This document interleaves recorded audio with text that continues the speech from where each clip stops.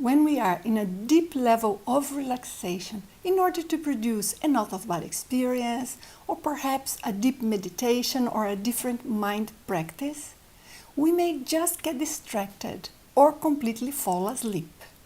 In order to succeed in these practices, we need to learn to control our brain activities when we are in between awake and asleep. Today I'm going to give you some tips for this.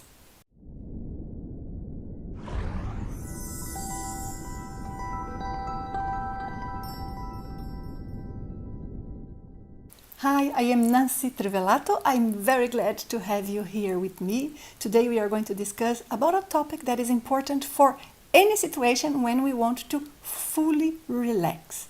Very often we may learn techniques to relax, but we just relax our body.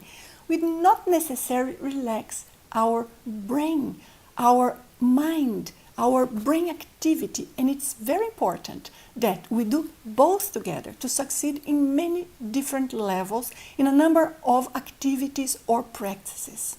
If this is your first time in this channel and you like topics related with the spiritual reality, how to explore the world beyond this physical dimension, and you want to grow within spiritually and combine all of this here in the everyday life, I suggest you take a look at the other videos and maybe you want to consider subscribing. There are many different factors that we need to control to master well this phase or this capacity to be fully relaxed with the brain, but our mind is still aware, so that we notice what's going on in other levels of reality.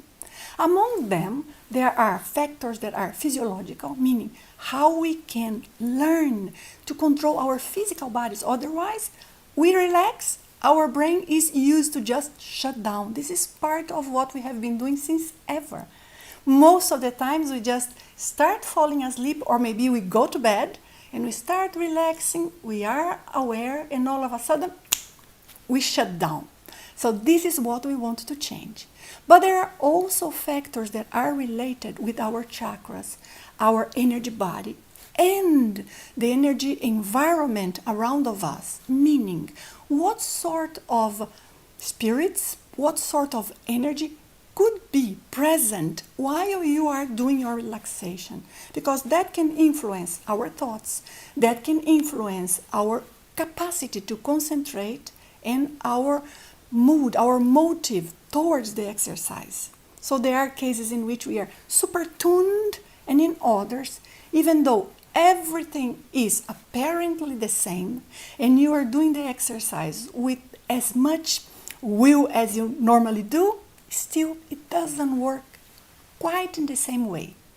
Today we are going to focus on the physiological aspects, and I'm going to do another separate video to focus on the energetic and non-physical aspects or spiritual aspects around of us.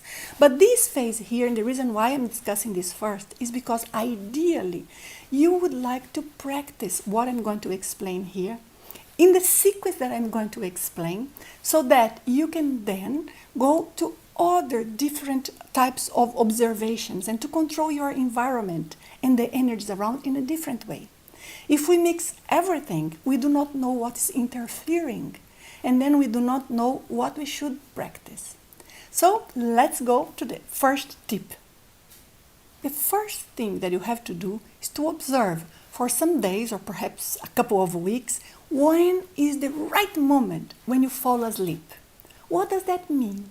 Instead of just lying in bed and being distracted, you will focus how your pattern of thinking changes. You know, when we start thinking different, like slower, or random memories start coming to our minds, that is what you want to notice. And observe what is the last thought or last topic you were thinking about when you fell asleep. So we want to observe that. You will learn with your brain how it goes down, and when is it that is the threshold. That's what you want to learn. When is the threshold that you completely black out? You no longer see what's going on. With time, what we are going to do is that we are going to expand that threshold, and you'll be able to go to a deeper relaxation and less brain activity, but still not having a blackout, still maintaining your lucidity. That's what we are going to do. Or if you have any spontaneous movement in your body, all of this is going to teach you how your body falls asleep. You are not your body. Your body falls asleep, but you can not sleep at the same time. Once you manage to practice and control a little bit this first phase, we are going to use a technique similar to what Thomas Edison used to use. And for this, what we are going to do is that we are going to use our arm. This is a very known technique, but it's important that we know how to practice it. So let me give you some tips. You are going to just put your arm like this, like up with your elbow supported on the bed, and you will let yourself fall asleep, kind of. Because when you really start going lower and lower in that relaxation, there will be a moment that your arm will move. So you want it to happen. You want to allow your body goes to such a deep relaxation that this happens. What is this going to tell you? It's going to show you when is the moment that you start losing control of what is going on in the environment. It will support our first strategy to go deeper. So now it's a second phase of it. Of course, you want to be able to completely fall asleep in your regular way at some point. But let's say that you establish to yourself that you are going to do this for 30 minutes, 40 minutes, before you just say, okay, let's go with it. Please notice that while you are doing this exercise, not necessarily you will be tired in the morning, for example, or you won't be able to rest. Why not? Because your physical body is fully relaxed. You are allowing your brain waves to go down, so there is also some sort of recovery of the brain. And you are at the same time conscious of the energy around. So you may do all of this and still be okay. But you have to observe for yourself how it works. When we are too stressed, we may need to dream, quicker, because we all dream during the night, and this is part of the brain recovery also. But at some point, you start dreaming, and this is what we are going to do next. So, following a perfect sequence here, what you are going to do next is to observe when you start to have dream-like image that comes to you while you are in this phase, in the hypnagogic phase. Meaning, you are not completely awake, but you are not completely asleep either. When you start observing your dreams at that moment in this phase, you will allow yourself to see how you are independent of the brain. Even though when we manifest here in this body, we are observing reality, experiencing reality, and manifesting reality through our brains, because that is the tool we have here in this physical world.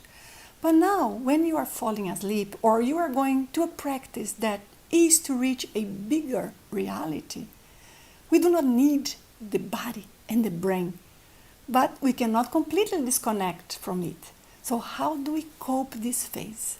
So you will notice that after the first 2 steps that we did, one that you are going to do for a couple of weeks at least, and then the second you are going to practice also for some weeks until you manage this, maintaining this hypnagogic state, then now you are going to just observe the silence of your mind with attention to what we have already built from before. But when you observe the silence of your mind, you will try to notice what images are in my mind. And then you see after a while that you will be able to dream. But it's not a lucid dream. It's you observing the image that comes to your brain. It's a purely brain dream, meaning just information that we have accumulated throughout the day that starts coming, but you will be an observer. It's different than the lucid dream that you feel like a participant even though it's a dream. In this case, no. So I have had experience in which I see, for example, in my brain, like I'm dreaming of a beautiful street, and then I see a dog, but I know I'm dreaming. It's not a remote viewing. Remote viewing is different. You take a look here in the channel that I have a video about remote viewing.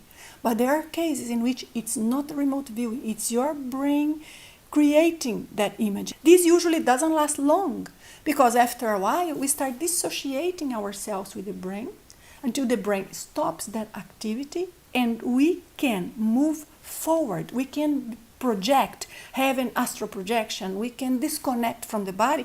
However, of course, we are, in terms of energy, permanently connected. Our physical body will interfere in our condition when we are projected outside of our bodies, and vice versa. That's why it's so important to manage this phase.